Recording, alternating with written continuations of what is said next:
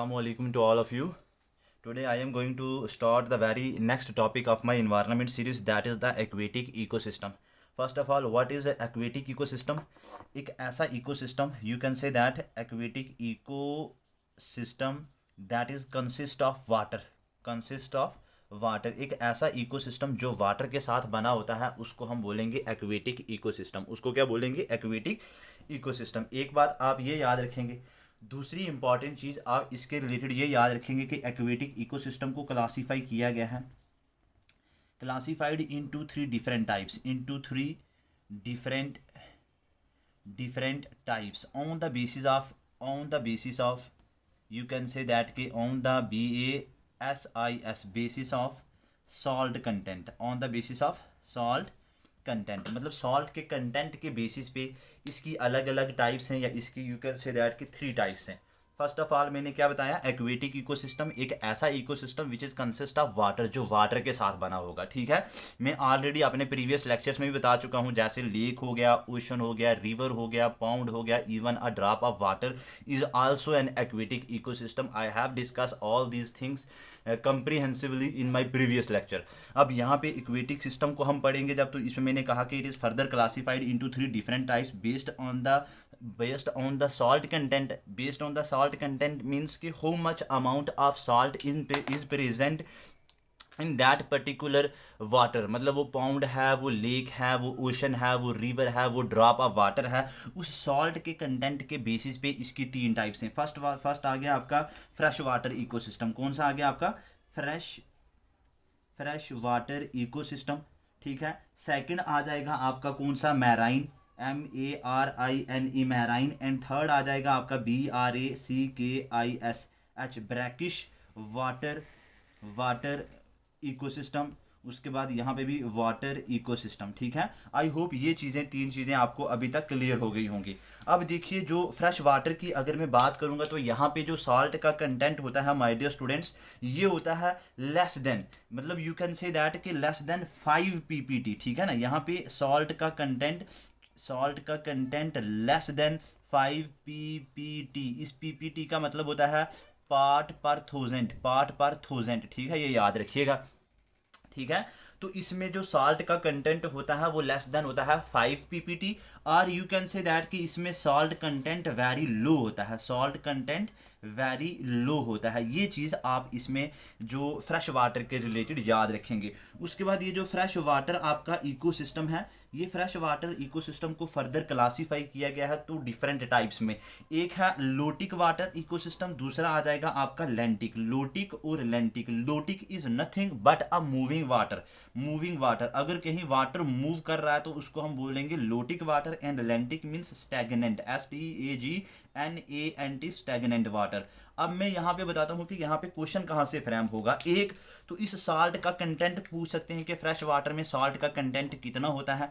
Then आपको marine water के लिए पूछ सकते हैं, देन आपको ब्रैकिश वाटर के लिए पूछ सकते हैं। And the second important thing for your exams is कि अगर फ्रेश वाटर इकोसिस्टम में इसको क्लासीफाई किया गया है लोटिक में और लेंटिक में। लोटिक आ गया मूविंग वाटर एंड लेंटिक आ गया स्टैगनेंट वाटर। समटाइम वो ये भी पूछ सकते हैं लोटिक और लेंटिक होता क्या है, मतलब लेंटिक के आगे मूविंग डाल देंगे और लोटिक के आगे आपका स्टैगनेंट डाल देंगे, ऐसा भी आपको दे सकते हैं।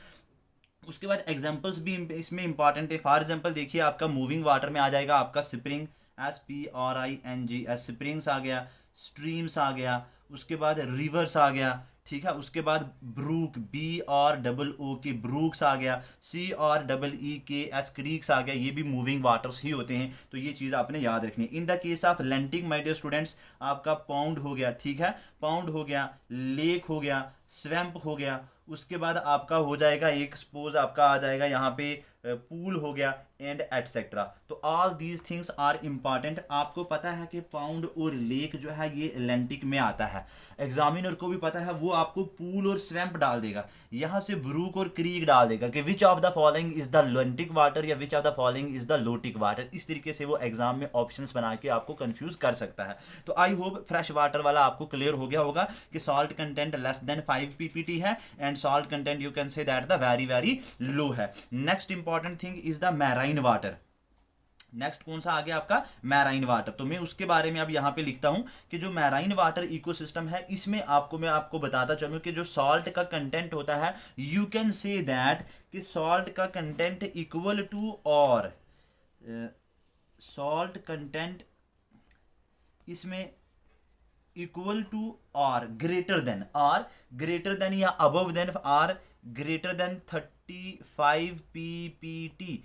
पीपीटी वही हो गया आपका पार्ट्स पर 1000 और 35 पीपीटी उसको हम बोलेंगे आपका मैराइन वाटर। फॉर एग्जांपल इसमें आ जाएगा आपका शैलो SHALLO शैलो सी, या फिर आपका आ जाएगा ओपन ओशंस की अगर हम बात करेंगे। Both these are the example of marine water, जिसमें मैंने कहा कि सॉल्ट कंटेंट इक्वल टू और ग्रेटर देन 35 पीपीटी। अब फ्रेश वाटर में मैंने कितना बताया था आपको, लेस देन 5 पीपीटी। उसके बाद मैराइन में मैं क्या बता रहा हूं, greater than 35 PPT. It means ये जो लास्ट वाला ब्रैकिश वाला वाटर इकोसिस्टम है इसमें जो सॉल्ट का कंटेंट है, salt content my dear friends lies somewhere in between the 5 PPT and 35 PPT. अगर इन दोनों के बीच में सॉल्ट कंटेंट अगर होगा 5 से अबव एंड 35 से बिलो, आप उसको कंसीडर करेंगे ब्रैकिश वाटर इकोसिस्टम की कैटेगरी में। ठीक है, ये जो मैंने अभी आपको बताया, मतलब अभी तक जो चीज़ें मैंने डिस्कस की वो मैंने कहा कि एक्वेटिक इकोसिस्टम होता क्या है और इसकी 3 different types, fresh water, marine water ecosystem and brackish water ecosystem. All these 3 types जो होती हैं of the aquatic ecosystem is just on the basis of the salt the content that these water ecosystems have. ठीक है, तो already इनकी चीज़ें मैं इनके बारे में आपके सामने में डिस्कस कर चुका हूँ। ठीक है, अब उसके बाद मैंने ब्रैकिश वाटर में आपको एग्जाम्पल्स नहीं दी। ब्रैकिश वाटर की मैं अगर एग्जाम्पल्स की बात करूँ तो देखिए इसमें आपका एस्चुरीज आएगा, ESTUARIES एस्चुरीज आ जाएगा। उसके बाद आ जाएगा आपका मार्शिज आ जाएगा, MARSHES मार्शिज। उसके बाद मैंग्रोव्स आ जाएंगे। तो ये देखिए ये टॉपिक अपने आप में इंपॉर्टेंट है। तो एस्चुरीज की बात करेंगे तो एस्चुरीज पता है क्या होता है कि जब भी फ्रेश वाटर जब ओशन वाटर के साथ या फ्रेश वाटर सॉल्ट वाटर के साथ मिलेगा तो उसको हम बोलेंगे एस्चुरीज। और एस्चुरीज जो होता है ये एक हाईली प्रोडक्टिव जोन होता है, प्रोडक्टिव, ठीक है ना, TIVE प्रोडक्टिव जोन होता है as compare to the adjacent area. Estuaries एक हाईली प्रोडक्टिव जोन होता है। एस्चुरीज मैंने आपको क्या बताया कि estuary is nothing but the fresh water का मिक्सचर, किसके साथ, ओशन वाटर के साथ, सॉल्ट वाटर के साथ, उसी को हम बोलेंगे एस्चुरीज, उसी को हम क्या बोलेंगे, एस्चुरीज। तो आई थिंक यहां तक इसमें आपको कोई भी कंफ्यूजन नहीं रही होगी। अब हम आगे चलते हैं, एक्वेटिक ऑर्गेनिजम्स की डिस्ट्रीब्यूशंस की बात करते हैं। ठीक है, व्हाट इज एक्वेटिक ऑर्गेनिजम्स, मतलब दोज ऑर्गेनिजम्स जो कहाँ पे रहते हूँ, पानी में रहते हूँ, जो वाटर में रहते हैं, उन्हें हम बोलेंगे एक्वेटिक ऑर्गेनिजम्स।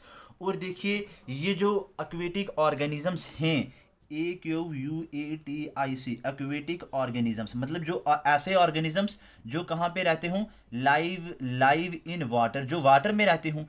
और देखिए इनको हम क्लासीफाई करते हैं, या यू कैन से दैट कि इनको क्लासीफाई किया गया है on the basis of their occurrence. ठीक है ना, क्लासीफाइड इनटू डिफरेंट टाइप्स। ठीक है ना, into different types on the basis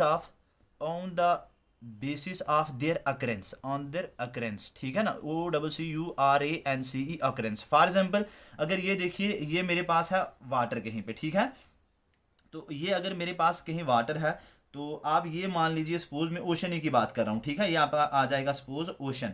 तो अब यहाँ पे देखिए ये कंटिनेंट आपका आ गया शेल्फ, और ये कंटिनेंट आ गया आपका स्लोप, और ये आ जाएगा एबिसॉल प्लेन या उसका जो ओशन बॉटम आप मान लीजिए। बाकी अभी हम चीज़ें नहीं डिस्कस करेंगे, वो ज्योग्राफी में करेंगे। ठीक है ना, ओशन का बॉटम आ गया सपोज। अब यहाँ पे देखिए सपोज कि कुछ ऑर्गेनिज्म यहाँ पे रहते होंगे, कुछ यहाँ पे रहते होंगे, कुछ अगर सपोज ये वाटर है तो कोई वाटर के बिल्कुल यहाँ पे उसकी सरफेस पे रहते होंगे, कुल बिल्कुल यहाँ पे रहते होंगे। तो मतलब on the basis of their occurrence वो कहाँ पे लाई करते हैं, उसकी सरफेस पे लाई करते हैं या बॉटम पे लाई करते हैं, या फिर यहाँ पे कोई सपोज प्लांट है, कोई एल्गी है तो उसके साथ अटैच्ड है। तो मतलब इसके बेसिस पे, उनके अकरेंस के बेसिस पे, उनके डिस्ट्रीब्यूशन के बेसिस पे उन एक्वेटिक ऑर्गेनिजम्स को अलग अलग डिवाइड, उनको अलग अलग क्लासीफाई किया गया है, ठीक है, उनको अलग अलग क्लासीफाई किया गया है। मतलब जितना भी फ्लोरा या फना, आई होप ये चीज़ तो आपको पता होगी। फ्लोरा क्या हो गया, FLOURA फ्लोरा, और FAUNA फ्लोरा बोलते हैं प्लांट को, और फना बोलते हैं एनिमल को, ठीक है। तो मतलब जितने भी प्लांट या एनिमल इस ओशन के अंदर आपको मैंने अभी बताया, वो कहीं ना कहीं तो लाई करते होंगे ना, कहीं तो वो पाए जाते हैं। तो वो on the basis of their distribution वो ओशन के बॉटम पे हैं, ओशन के सरफेस पे हैं, उसके बिहाफ पे हम इसको क्लासीफाई करेंगे। तो फर्स्ट ऑफ ऑल आ गया आपका कौन सा, फर्स्ट ऑफ ऑल देखिए ये इंपॉर्टेंट टर्म्स है, नेस्टन, NEUSTON नेस्टन, ठीक है। नेस्टन्स क्या होते हैं, क्या हो गया, मतलब you can say that simple one word अगर मैं आपको इनके लिए बताऊं तो आप ये लिखिए, ये याद रखिए कि अटैच्ड ऑर्गेनिजम्स, जो भी अनअटैच्ड ऑर्गेनिजम्स होते हैं उन्हें हम बोलेंगे नेस्टन। और यू कैन से दैट कि ऐसे organisms which lie on the interface, which lie on the, on लिखते हैं, ऑन एयर वाटर इंटरफेस, ठीक है ना, INTERFACE। सपोज ये आ जाएगा आपका वाटर, ठीक है ना, ये वाटर आ जाएगा आपका। अभी मैंने आपको ऑलरेडी सपोज बता दिया कि अगर मैं ओशन की ही बात कर रहा था, सपोज ये आ जाएगा आपका अगर वाटर, तो अब इस वाटर, यहाँ पे ये वाटर की सरफेस आ गई, और यहाँ पे सपोज एयर आ गई, ये एयर आ गई, मतलब इन्वायरमेंट आ गया। अब यहाँ पे इसकी इस सरफेस पे अगर कोई सपोज ऑर्गेनिज्म लाई करता है, उसको हम बोलेंगे नेस्टन। क्या बोलेंगे, नेस्टन। ये चीज आपको याद रखनी है माय डियर स्टूडेंट्स, ये चीज आपको याद रखनी है। क्या याद रखनी है कि अगर कोई भी ऑर्गेनिज्म लाई करे ऑन एयर वाटर इंटरफेस, ठीक है, एयर वाटर इंटरफेस, उसे हम क्या बोलेंगे, नेस्टन बोलेंगे। लेकिन इसमें भी एक चीज आपको याद रखनी है, इसकी भी दो टाइप्स हैं कि अगर तो वो उसके एयर और वाटर के इंटरफेस पे, मतलब बिल्कुल just on the surface of the water अगर वो लाई करता है, तो उसको बोलते हैं एपिनिस्टन, EPINEUSTON, एपिनिस्टन। मतलब बिल्कुल सरफेस ऑफ वाटर पे, कहाँ पे, सरफेस ऑफ वाटर पे अगर लाई करता है। लेकिन अगर just beneath the surface of water, कहीं यहां पे अगर वो लाई करता है, ठीक है ना, तो उसको हम क्या बोलेंगे, अगर मैंने क्या बोला कि just beneath the surface of water, उसको हम बोलेंगे हाइपोनेस्टन, HYPO, उसको बोलेंगे HYPONEUSTON, हाइपोनेस्टन। मतलब just beneath, BNEATH, just beneath the SURFACE, surface water, मतलब सरफेस वाटर के बिल्कुल नीचे, है ना, बस जस्ट नजदीक ही उसके, उसको हम बोलेंगे हाइपोनेस्टन। आई थिंक ये दोनों चीजें आपको याद रहेंगी। अब नेस्टन में इसके अलावा आपको और कुछ नहीं पढ़ना है, जस्ट कुछ एग्जांपल देख लीजिए। इसमें मैं आपको एग्जांपल बता रहा हूँ, फॉर एग्जांपल आपका फ्लोटिंग प्लांट हो गया, FLOATING, ये एग्जांपल्स आपको चलो पता होनी चाहिए, ठीक है ना। उसके बाद कुछ इंसेक्ट्स आ गए, इंसेक्ट्स के लार्वे, LARVAE लार्वे। फॉर एग्जाम्पल मैं जैसे, अच्छा मैं आपको एग्जांपल बताता हूँ, आप मुझे बताइए कि मॉस्किटो के लार्वे को क्या बोलते हैं, MOSQUITO, मॉस्किटो के लार्वे को क्या बोलते हैं। तो याद रखिए, चलो रिगुलर, WRIGGLER, रिगुलर। कल भी मैंने कुछ आपको पूछा था, आई थिंक मुझे अभी याद नहीं आ रहा, चलो मैं बता दूंगा जब याद आ जाएगा कि मैंने पूछा क्या था, ठीक है। तो उसके बाद अगर प्रीवियस लेक्चर आपने देखा तो फिर मुझे बता दीजिए, मैं आपको वो बता देता हूँ कि मैंने क्या पूछा था आपसे। तो एक तो इसमें आ जाएगा फ्लोटिंग प्लांट्स, दूसरा आ गया आपके सपोज बहुत सारे इंसेक्ट्स या उनके लार्वे, उसके बाद कुछ फिशेज भी आ जाएंगी, बीटल्स भी आ जाएंगी। तो all these are the examples, beetles आ गया, फिशिंग आ गई suppose, etcetera, all these are the example of neuston organisms. Neuston कौन से होते हैं, जो वाटर की सरफेस पे रहते हैं, they are unattached organisms, they lie just beneath the surface of water. If they lie just beneath the surface of water then it is called as hyponeuston, if they lie on the surface of the water then it is called as epineuston. These are the examples that is associated with the neuston organisms. Next आ जाएगा हमारे पास कौन सा, अच्छा ये आप इसका screenshot ले लीजिए, ठीक है। और अगर सपोज ऐसा एक्वेटिक इकोसिस्टम के बारे में सपोज आपको क्वेश्चंस आता है, ऐसे आप फिगर्स बना के तो उसमें लिखते हैं, अगर मैथ्स में कहीं लिखेंगे तो यू विल गेट मतलब extra marks as compare to the rest of the students जो भी आपके साथ बैठे होंगे। दूसरी अगर हम बात करते हैं पैरीफाइटन, PERYPHYTON, पैरीफाइटन की बात करता हूं। मैंने क्या कहा कि वो अनअटैच्ड है, इट मीन्स ये वाले अटैच्ड है, attach to the rooted plant, rooted attach to the rooted plant, ठीक है ना, प्लांट्स विद स्टेम के साथ, या you can say that and leaves के साथ, with stems and leaves of the rooted plant. उनके साथ जो अटैच होते हैं उनको हम क्या बोलेंगे, periphyton. Or you can say that are ऐसे सब्सटेंस विच अमर्ज, ठीक है ना, which emerge above the bottom muds, ठीक है ना, substance which emerge, EMERGE, emerge from the bottom mud। मैंने आपको ये कहा कि सपोज ये एक सपोज प्लांट है, ठीक है ना, इस प्लांट के ये सपोज अगर स्टेम हो गया या इसके ये लीव्स आ गए, तो इन लीव्स के साथ जो सपोज पानी के अंदर जो ऑर्गेनिजम्स होते हैं उन्हें हम बोलेंगे पेरीफाइटन। दूसरा मैंने बोला कि substance which emerge from the bottom mud, या मैंने ऐसा ही बोल सकते हैं कि ऐसे organisms which are attach to the submerged area, ठीक है ना, सबमर्ज्ड एरिया फॉर एग्जांपल ये आ जाएगा आपका ओशन, ठीक है ना। तो अब ये वाला पार्ट जो सपोज हो गया, मतलब ये वाला पार्ट ये सबमर्ज हो गया वाटर के अंदर, ठीक है ना, ये वाटर के अंदर क्या हो गया, मतलब सबमर्ज हो गया। अब सपोज यहाँ पे कोई सपोज प्लांट है, यहाँ पे ये यहाँ पे, तो इसके साथ अब यहाँ पे कोई ऑर्गेनिज्म अटैच है, यहाँ पे ऑर्गेनिज्म अटैच है, यहाँ पे सपोज यहाँ पे प्लांट है, तो यहाँ पे कोई अटैच है, यहाँ पे अटैच है, यहाँ पे अटैच है, तो यही है कि emerged from the bottom mud, कोई ऐसा सब्सटेंस ये बॉटम से अमर्ज हो रहा था, तो अब ये वाले ऑर्गेनिजम्स इसके साथ अटैच है, उन्हें हम बोलेंगे पेरीफाइटन, उन्हें हम क्या बोलेंगे, पेरीफाइटन। आई होप ये चीज आपको बहुत अच्छे से क्लियर हो गई होगी। या आप इसको माय डियर स्टूडेंट ऐसा भी बोल सकते हैं कि it is the mixture of blue green algae, blue green ALGAE algae, उसके बाद यू कैन से दैट के फंजाई, उसके बाद माइक्रोब्स, ठीक है, उसके बाद आ जाएगा आपका प्लांट डिट्राइटिस एटसेट्रा। तो फंजाई की सेल वाल किसके साथ बनी होती है, मैंने आपको बताया था किसी एक प्रीवियस लेक्चर में कि काइटिन के साथ बनी है, ये जस्ट एज ए रिवीजन के तौर पे यहाँ पे इसका कोई वो नहीं है। बैक्टीरियल सेल वाल किसके साथ बनी होती है, पेप्टिडोग्लाइकैन के साथ, याद रखिएगा। नेक्स्ट चलते हैं हम, पेरीफाइटन हो गया। नेस्टन में और पेरीफाइटन में क्या फर्क है, what is the difference between periphyton and neuston. Neuston मैंने आपको बोला जो अनअटैच्ड होते हैं, जो क्या होते हैं, अनअटैच्ड होते हैं, और ये जो पेरीफाइटन होते हैं ये क्या होते हैं, अटैच्ड होते हैं, ये क्या होते हैं, अटैच्ड ऑर्गेनिजम्स होते हैं। इतनी बात, ये सरफेस पे लाई करते हैं या just beneath the surface, surface पे एपिनेस्टन और हाइपोनेस्टन, ठीक है, और ये जो होते हैं ये अटैच्ड होते हैं जो सबमर्ज्ड एरिया होता है वहां से अगर कोई प्लांट अमर्ज्ड कर रहा है तो उसके साथ ये अटैच होते हैं, उन्हें हम बोलेंगे पेरीफाइटन। नेक्स्ट इंपॉर्टेंट टर्म हम चलते हैं उसको डिस्कस करते हैं। देखिए ये इसमें अगर आपको कहीं पे कोई भी प्रॉब्लम है तो आप मुझे कमेंट सेक्शन में पूछ सकते हैं, ठीक है, मुझे टेक्स्ट करके पूछ सकते हैं, लेकिन यह है कि ये चीज़ें आपके लिए इंपॉर्टेंट है। नेक्स्ट आ जाता है आपके लिए important term plankton, PLANKTON, plankton, ठीक है। इसमें दोनों चीज़ें आ जाती हैं, ऑलरेडी मैं प्रीवियस लेक्चर में बता चुका हूँ कि इट इंक्लूड्स या इट कंटेन बोथ। इसमें आ जाएगा आपका phytoplankton, PHYTO, phyto PLANKTON, phytoplankton and जूप्लैंक्टन, PLANKTON। Phytoplankton में सपोज आपका आ जाएगा एल्गी और जूप्लैंक्टन में CRUSTACEANS। आप मुझे कमेंट सेक्शन में बताएंगे ये क्रस्टेशियंस होते क्या हैं, ठीक है। तो मतलब इस प्लैंक्टन में दोनों आ जाते हैं। ये भी मैंने आपको बताया था कि एक फ्लोटिंग ऑर्गेनिजम्स होते हैं जो किसी भी यू कैन से दैट के आपके ओशनिक वाटर में या वाटर के इकोसिस्टम में जो भी ऑर्गेनिजम्स फ्लोट करते हैं उन्हें हम बोलते हैं प्लैंक्टन्स। उसमें दो तरह के हो गए, फाइटोप्लैंक्टन एंड जूप्लैंक्टन। फाइटोप्लैंक्टन जो एल्गी हो गया which contains post chlorophyll, and the zooplanktons for example आपके पास आ गया एनिमल। तो ये जो प्लैंक्टन्स होते हैं इसके लिए important point, found in almost all the aquatic ecosystem, all AQUATIC aquatic ecosystem, except EXCEPT, except certain swift moving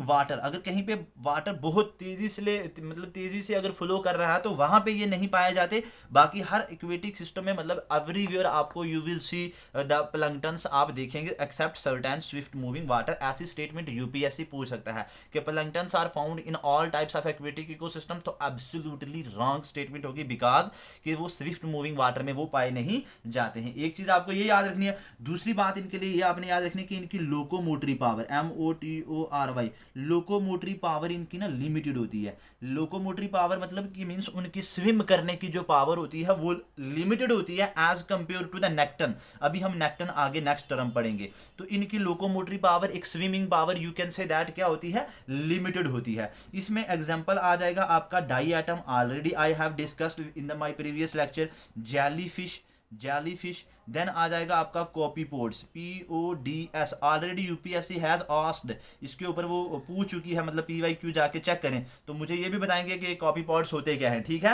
मतलब एक स्मॉल एक्वेटिक क्रस्टेशियंस होते हैं, एक्वेटिक ऑर्गेनिजम्स होते हैं, तो इसके ऊपर भी यूपीएससी क्वेश्चंस एक बार पूछ चुकी है। तो इस तरीके से मतलब आप इसको पढ़ सकते हैं, और इन चीज़ों के बारे में भी आप सर्च कीजिए। डाई आइटम्स के बारे में भी आप ऑलरेडी मैं बता चुका हूँ जब हमने एल्गी के बारे में पढ़ा था। तो प्लैंकटन क्या हो गया, दो तरह के होते हैं, फाइटोप्लैंकटन, जूप्लैंकटन। मतलब you can say that these are also an aquatic organisms just living on, या यू कैन से दैट के फ्लोट करते हैं on the surface of the water, या living somewhere in the water. And then after you can say that it is found everywhere in the ecosystem except some certain swimming water, certain fast moving water. Then after its locomotory power is limited, and these are the examples that are associated with the plankton. Next important term is the nekton, NEKTON।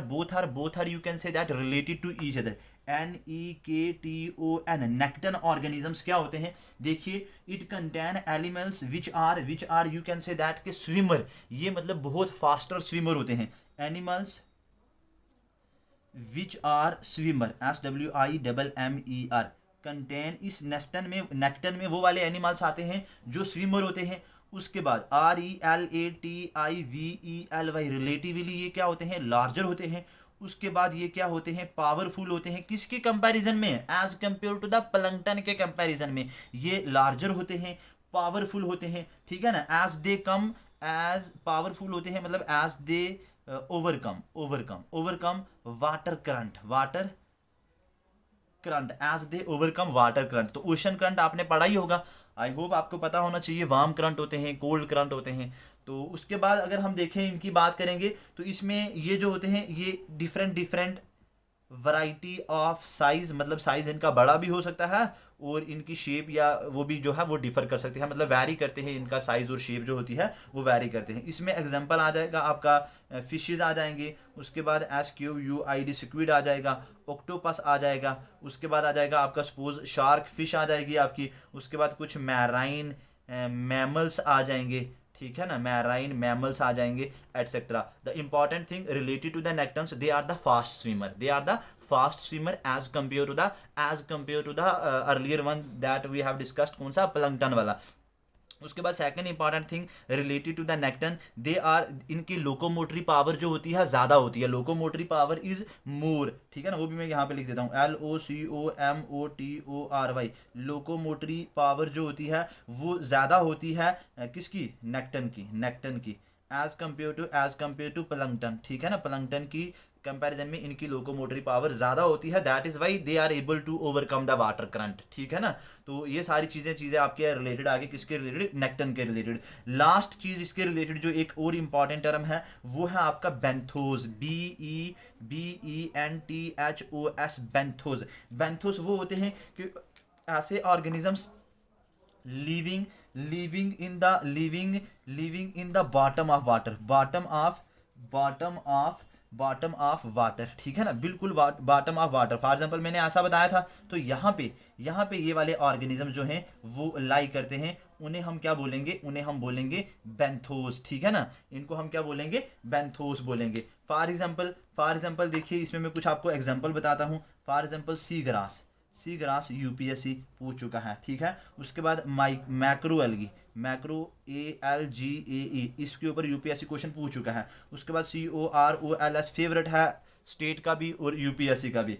उसके बाद आ जाएगा आपका sea stars are the examples of the benthos, मतलब all these are the organisms जो somewhere यहाँ पे लाई करते हैं, ठीक है ना। कोरल्स आपका सरफेस पे भी लाई करता है, शैलो वाटर में, ठीक है। नेक्स्ट टॉपिक में चलो मैं उसको भी कवर कर दूंगा, इंपॉर्टेंट टॉपिक है। तो यहाँ पे जो ऑर्गेनिजम्स लाई करते हैं उन्हें हम क्या बोलेंगे, बेंथोस। उसके बाद most of these organisms lack backbone, ठीक है ना, ये क्या करते हैं, lack backbone, and hence called as invertebrate, VERTEBRATES।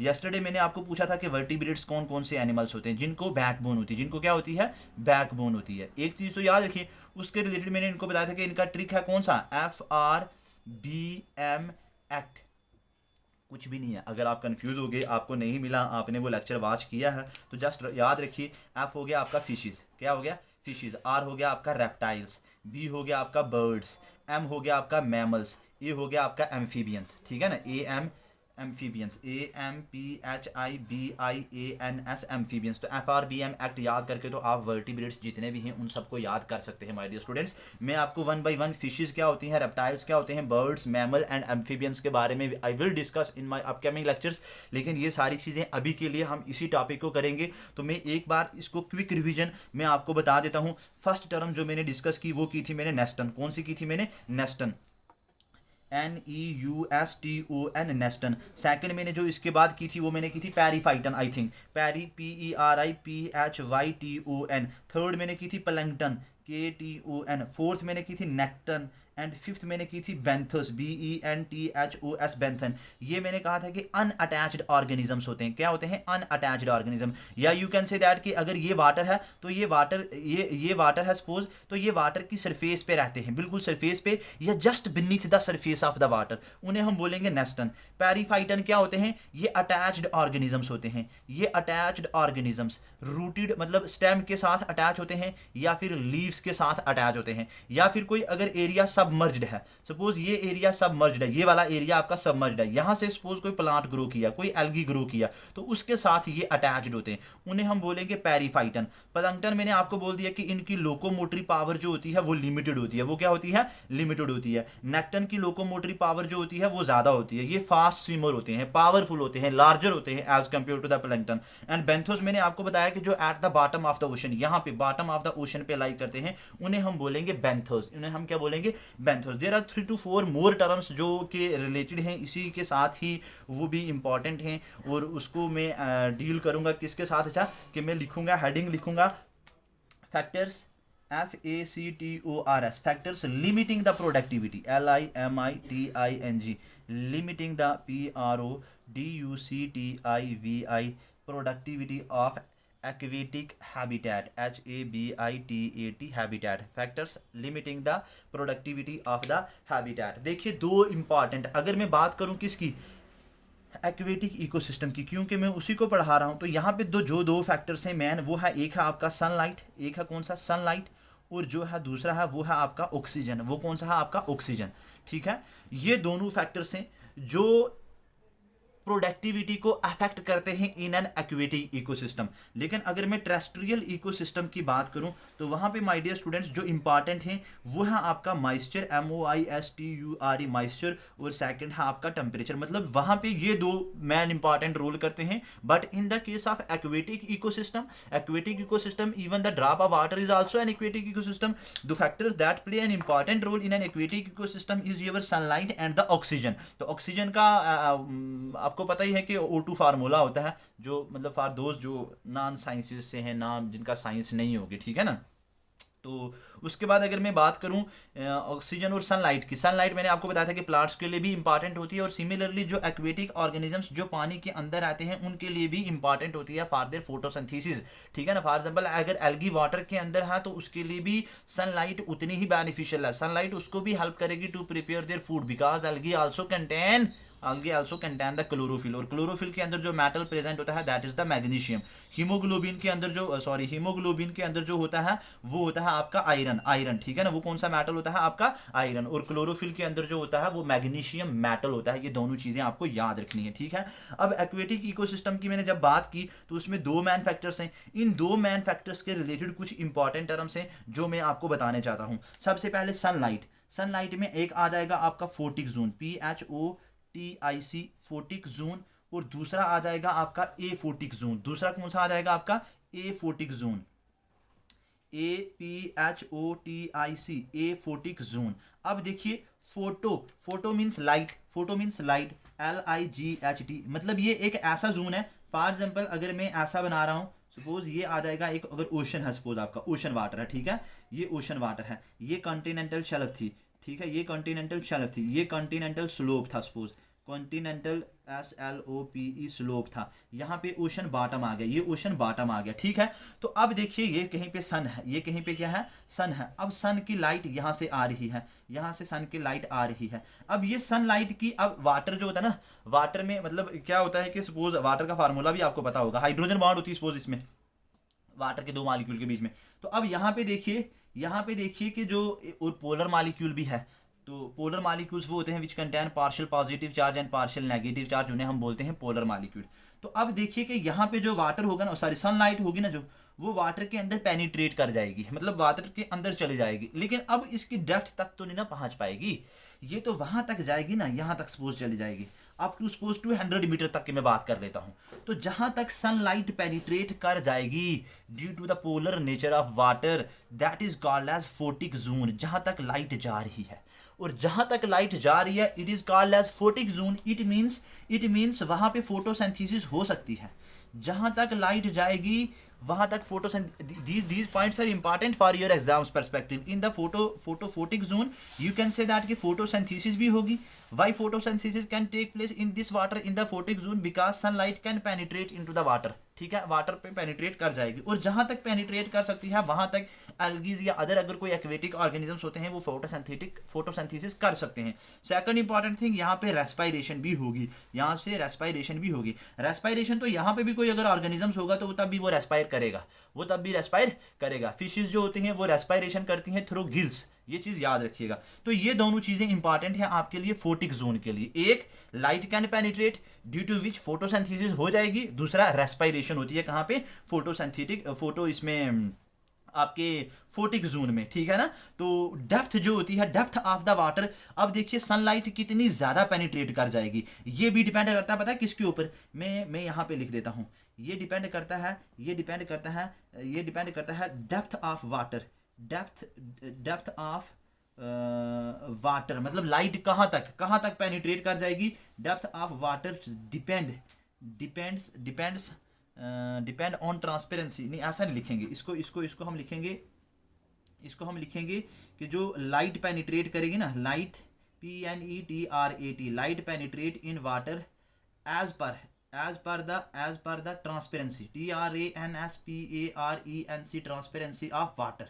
जितना ज़्यादा वाटर ट्रांसपेरेंट होगा उतनी ज़्यादा लाइट नीचे जाएगी। अगर वाटर ट्रांसपेरेंट नहीं होगा तो वो वाटर जो लाइट होगी वो पेनिट्रेट नहीं कर पाएगी। तो जहाँ तक नीचे लाइट जाएगी वहाँ तक फोटोसिंथेसिस हो सकती है, अदरवाइज नहीं हो सकती। उसके बाद सेकंड इंपॉर्टेंट आ जाएगा आपका ए फोटिक जोन। देखिए ओ फोटिक जोन की बात करूंगा तो ए का मतलब क्या होता है, ए का मतलब होता है आपका नाट, ठीक है ना, मैंने आपको ऑलरेडी बता चुका हूँ। ए का मतलब सपोज हो गया नाट और फोटो का मतलब हो गया वही आपका लाइट। तो मतलब एक ऐसा जोन जहां पे सनलाइट नहीं पहुंच पा रही है उसको हम बोलेंगे ए फोटिक जोन। अगर सनलाइट नहीं पहुंच पा रही है इट मींस यहाँ पे फोटोसिंथेसिस नहीं होगी, यहाँ पे क्या होगा, फोटोसिंथेसिस नहीं होगी माय डियर स्टूडेंट्स, ये चीज याद रखना। लेकिन रेस्पायरेशन यहाँ पे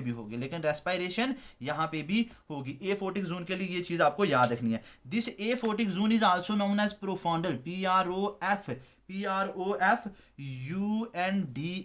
प्रोफॉन्डल जोन भी इसको हम बोलेंगे। तो यू कैन से दैट कि only the respiration can take place, photosynthesis नहीं होगी। तो अगर फोटोसिंथेसिस नहीं होगी तो यू कैन से दैट कि ग्रोथ जो होगी एक्वेटिक ऑर्गेनिजम्स की वो रिटार्ड हो जाएगी, वो रिस्ट्रिक्ट हो जाएगी, ठीक है ना।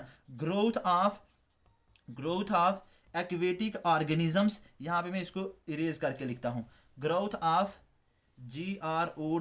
Growth of aquatic organisms restricted, RICTED, ठीक है ना, रिस्ट्रिक्ट हो जाएगी। क्यों? क्योंकि अगर सनलाइट उसमें पेनिट्रेट नहीं कर सकती due to the absence of sunlight. This is all about the sunlight and the oxygen, मतलब सनलाइट के रिलेटेड जो चीजें थी, फोटिक जोन और aphotic zone both are important for your exams perspective. अब लास्ट थिंग एक आ जाएगी ऑक्सीजन के रिलेटेड। ऑक्सीजन में इतना कुछ है नहीं है, आपको पता ही है, लेकिन एक चीज मैं आपको बता देता हूँ, डिजॉल्व ऑक्सीजन। तो डिजॉल्व ऑक्सीजन का मतलब होता है कि इंपॉर्टेंट टर्म है, कभी कभार पूछी गई है, तो कि मतलब how much oxygen dissolve in water, ठीक है ना, how much oxygen dissolve in water, मतलब वाटर में कितना ऑक्सीजन है उसको हम बोलेंगे dissolve oxygen. Or you can say that the amount of water,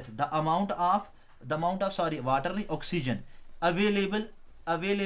available to aquatic organisms, उसको अभी हम क्या बोलेंगे, उसको भी हम बोलेंगे डिजॉल्व ऑक्सीजन। क्या बोलेंगे, how much oxygen dissolve in water, कितना ऑक्सीजन वाटर में डिजॉल्व हो रहा है। ये सपोज आपका वाटर था, इसमें कितना ऑक्सीजन डिजॉल्व हो रहा है, उसी को हम बोलेंगे dissolve oxygen. Or you can say that यहाँ पे एक्वेटिक ऑर्गेनिजम्स हैं, उनके लिए अवेलेबिलिटी ऑफ ऑक्सीजन कितनी है उनको रेस्पायर करने के लिए, that is also called as dissolve oxygen. तो it is important for the for the survival, SURVIVAL, survival of aquatic organisms. ये भी चीज़ आपको याद रखनी है कि ये बहुत ही ज़्यादा इंपॉर्टेंट होता है for the survival of the aquatic organisms. एक चीज़ आपने इसके रिलेटेड और याद रखनी है माय डियर स्टूडेंट्स कि जो एक्वेटिक ऑर्गेनिजम्स, सॉरी, जो एवरेज कंसंट्रेशन होती है, क्या average concentration of DO means dissolve oxygen, ठीक है ना। डिजॉल्व ऑक्सीजन की मतलब वाटर में कितनी होती है, 0.0010%, ठीक है ना, 0.0010% होती है, ठीक है, बाई वेट। ये चीज आपको याद रखनी है, ये पेपर में आ सकती है। और ये 150 टाइम लोअर होती है as compare to the air, मतलब as compare to the oxygen that is present in air, ठीक है ना। 150 टाइम लोअर होती है than oxygen present in air, उससे ये 150 टाइम जो होता है वो लोअर होता है। One more important thing related to the oxygen, देखिए ऑक्सीजन जो होता है ये लेस सॉल्युबल, ये पेपर में कहीं पूछा गया है, ऑक्सीजन जो होता है ये लेस सॉल्युबल होता है in warm water, warm water में ये सॉल्युबल कम होता है। सॉल्युबल वो चीज़ होती है जो डिजॉल्व हो जाए, ठीक है ना। और अगर ये कम होता है तो it means you can say that कि इट इनहांस द डिकम्पोजिशन। फिर वार्म वाटर जो होता है ना, ये क्या करता है, इनहांस करता है डिकम्पोजिशन एक्टिविटीज को, मतलब अगर डिस्ट्रॉय करना है, डिकम्पोज करना है dead and decaying organic matter को, तो उसके लिए ऑक्सीजन का अवेलेबल होना जरूरी है। लेकिन ऑक्सीजन जो है वो वार्म वाटर में लेस सॉल्युबल है, तो इट मीन्स वार्म वाटर आपकी डिकम्पोजिशन में और भी ज्यादा मतलब तेजी से डिकम्पोजिशन होगी अगर वार्म वाटर होगा as compare to the cold water. तो this is all about the aquatic ecosystems that I have discussed with you. If you have any query, any doubt regarding the aquatic ecosystems या फिर जो भी topic that I have discussed in my previous lecture, तो आप मुझे comment sections में बता सकते हैं। Thank you for watching my lectures. Please watch करें इनको और आगे अपने फ्रेंड्स के साथ इनको शेयर भी कीजिए। Thank you.